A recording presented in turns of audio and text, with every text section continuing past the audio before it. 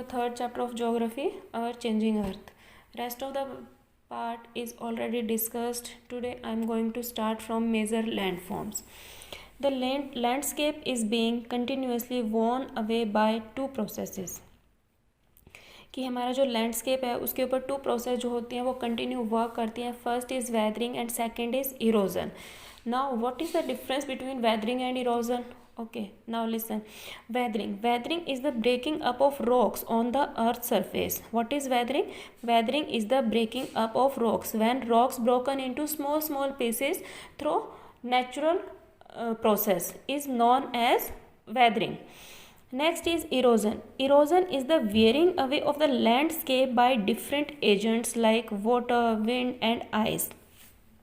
Erosion क्या होता है कि इरोजन के अंदर जो हमारा लैंडस्केप है वो वियर अवे हो जाता है, मतलब दूर चला जाता है या कट जाता है by the different agent. And what who are the agents of erosion? They are water, wind and ice. The eroded material is carried away or transported by water, wind etc. and eventually deposited. अब ये जो eroded material होता है that is carried away, उसको एक जगह से दूसरी जगह ले जाया जाता है या ट्रांसपोर्ट कर दिया जाता है from one place to another by which water and wind. और जब ये एक जगह से दूसरी जगह जाता है तो उसको डिपॉजिट भी कर दिया जाता है. This process of erosion and deposition create different landforms on the surface of the earth. अब ये जो इरोजन है और ये डेपोजिशन है, इससे क्या होता है कि डिफरेंट लैंडफॉर्म जो होते हैं वो अर्थ सरफेस के ऊपर क्रिएट हो जाते हैं. Next is work of a river. The running water in the river erodes the landscape. जो रनिंग वाटर होता है वो क्या करता है? इरोड द लैंडस्केप को इरोड करता है. When the river tumbles at steep angle over very hard rock or down a steep valley side, it forms a waterfall. जब एक रिवर जो होती है वो स्टीप एंगल से, एक बहुत हार्ड रॉक से जब वो एक डाउन स्टीप वैली पे गिरती है, इट फॉर्म्स अ वाटरफॉल. तो वो क्या क्रिएट करती है? Waterfall. Now see the figure 3.4. Waterfall see here. From here the river is coming. This one is hard rock. It hardly erode. ये बहुत मुश्किल से इरोड होती है. And second this is the softer rock. Softer rock क्या होती है? This is under cut by the power of the water. तो ये क्या होती है कि ये कट जाती है, इरोड हो जाती है by the force of the water. So now when this soft rock is eroded by the force of water, it this river turns like this. Okay. As the river enters the plain, और जैसे ये river plain area के अंदर enter करती है, it twist and turns forming large band known as meander. अब ये जो रिवर जो है ये हमारी इस तरह से मूव कर रही है तो ये किस नाम से जानी जाती है? That is known as meander. ये क्या होता है? मिएंडर होता है ये. Due to continuous erosion and deposition along the sides of the meander. और क्या होता है कि ये जो मिएंडर होते हैं यहाँ पर कंटिन्यूस इरोजन भी होता रहता है और डेपोजिशंस भी होता रहता है मिएंडर के साइड्स में. The end of the meander loop come closer. तो ये जिसके जो एंड होते हैं वो क्लोजर एंड क्लोजर पास आते रहते हैं. In due course of time the meander loop cuts off from the river and some time this meander cut off from the main river. तो ये जो मिएंडर जो होता है ये मेन रिवर से कट हो जाता है. And this is how oxbow lake is formed. और इस तरह से ये ऑक्सबो लेक जो होती है ये फॉर्म हो जाती है. At times the river overflows its bank. और सम टाइम क्या होता है कि रिवर जो होती है दैट ओवरफ्लो इट बैंक्स, वो अपने किनारों से जो उसका पानी जो होता है वो बाहर निकलने लगता है. This leads to the flooding of the neighbouring area. और what happen after that? When the river water overflow the banks, it flooding the neighbouring area. तो नेबरिंग एरिया जो होते हैं वहाँ पे फ्लड आ जाती है. As it floods it deposit layers of fine soil and other material called sediments along its banks. तो इसमें क्या होता है कि ये जो फ्लड होती है ये एक फाइन सोयल की जो लेयर होती है उसको डिपॉजिट कर देती है अपने बैंक्स पे, अपने किनारों पे. This leads to the formation of a flat fertile plain. और इस तरह से क्या होता है कि ये वाला जो एरिया होता है यहाँ पर फ्लड प्लेन जो होते हैं वो फॉर्म हो जाते हैं. This leads to the formation of flat, fertile flood plain. The raised banks are called levees. Now see here near the meander on the river. Here, this is the area where fine soil is deposited. This is called levees. These are the raised structure. ये क्या होते हैं? raised structures होते हैं जिनको हम क्या कहेंगे? levees कहेंगे. As the river approaches the sea, जैसे ही river जो होती है समुंदर के पास पहुंचती है, the speed of the flowing water decreases.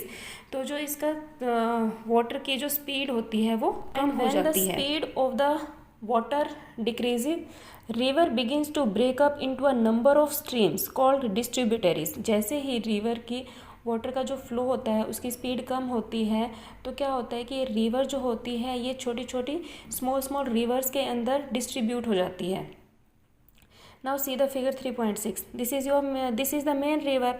After that, when this river is approaching the sea, now a number of streams. This is the stream. It is divided here. Main river is divided here, also here, and here. And these small rivers, this one, and this one. This is called distributaries. The river becomes so slow that it begins to deposit its load. और यहाँ पर जो river होती है उसका जो flow होता है वो इतना स्लो हो जाता है कि वो अपने साथ लाया हुआ जितना भी मटेरियल है उसको डिपॉजिट करना शुरू कर देती है. Each distributary forms it's own mouth. और हर एक डिस्ट्रीब्यूटरी का अपना एक माउथ होता है. Mouth mean when the river the place where it is entering in the sea. कोई भी रिवर जब वो सी के अंदर एंटर कर रही है, the points when it meets the sea, जब वो सी के अंदर मिल रही है, that point is known as mouth. This is mouth. Each distributary has its own mouth. हर एक डिस्ट्रीब्यूटरी का अपना एक माउथ होता है. This is the river mouth. The collection of sediments from all the mouths forms a delta. और जितना भी सेडिमेंट्स का जो कलेक्शन होता है वो अपने माउथ्स पे डेल्टा को फॉर्म करते हैं. Now work of sea waves. The erosion and deposition of the sea waves gives rise to the coastal landforms. अब जो sea waves होती हैं they also erode and deposit and these also give rises to the coastal landforms. इससे क्या होते हैं? coastal landforms create होते हैं. Sea waves continuously strike at the rocks. Sea waves क्या होती हैं? कंटिन्यूसली रॉक्स के साथ वो स्ट्राइक करती हैं, टकराती हैं. Cracks develop. और इससे क्या होता है? क्रैक्स जो होते हैं वो उन रॉक्स के अंदर डेवलप हो जाते हैं. Over time they become larger and wider.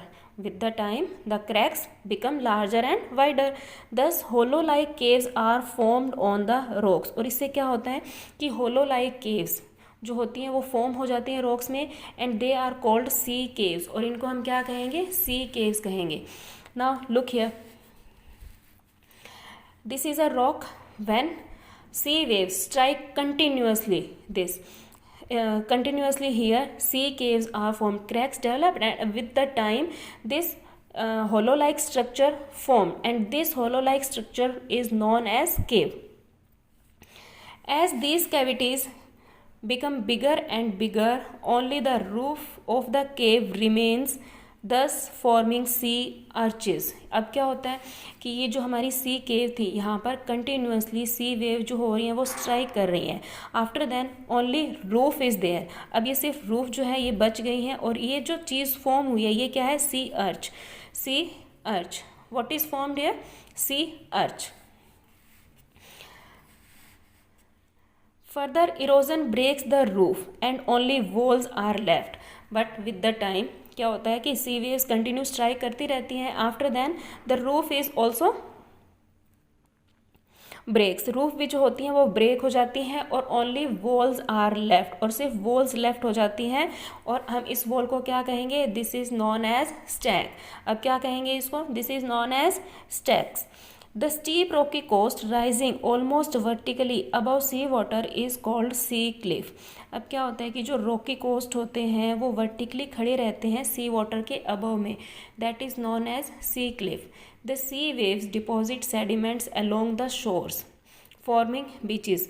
Sea waves also deposit sediments on their banks and because of this beaches are formed.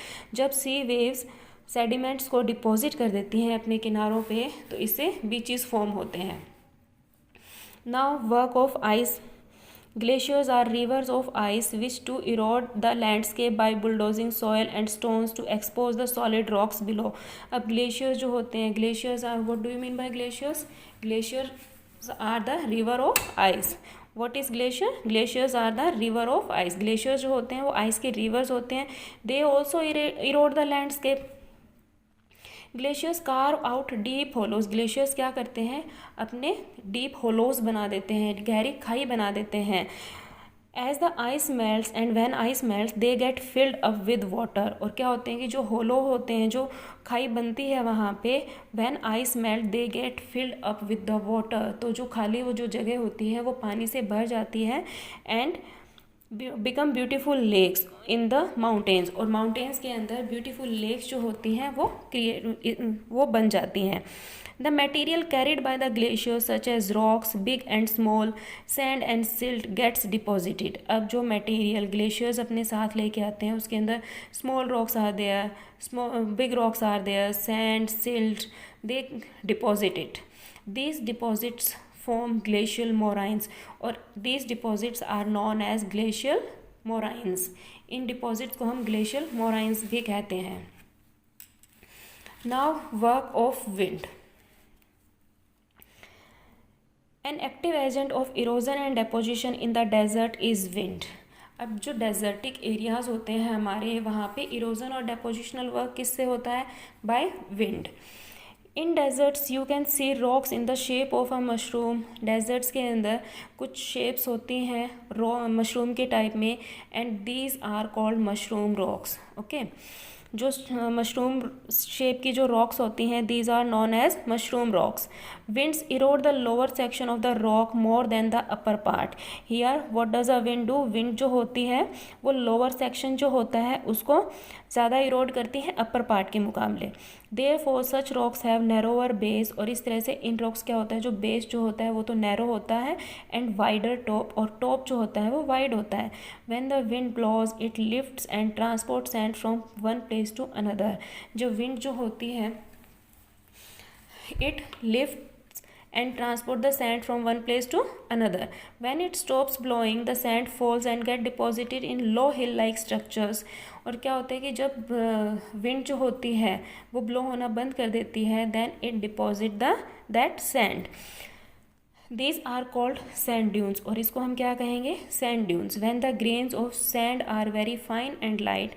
जब ये जो sand के जो grains होते हैं ये बहुत ही fine और light होते हैं, the wind can carry it over very long distance. तो wind जो होती है इनको एक बहुत long distance पे carry कर लेती है. When such sand is deposited in large area, it is called loess. और जब इन सैंड को डिपॉजिट कर दिया जाता है बहुत बड़े एरिया में, इट इज़ कॉल्ड लोएस. तो इसको लोएसिस कहा जाता है. Large deposits of loess is found in China. और ये जो लार्ज डिपॉजिट्स जो होते हैं इसके वो चाइना में पाए जाते हैं. इसी के साथ हमारा चैप्टर जो है ये ख़त्म होता है. Thank you.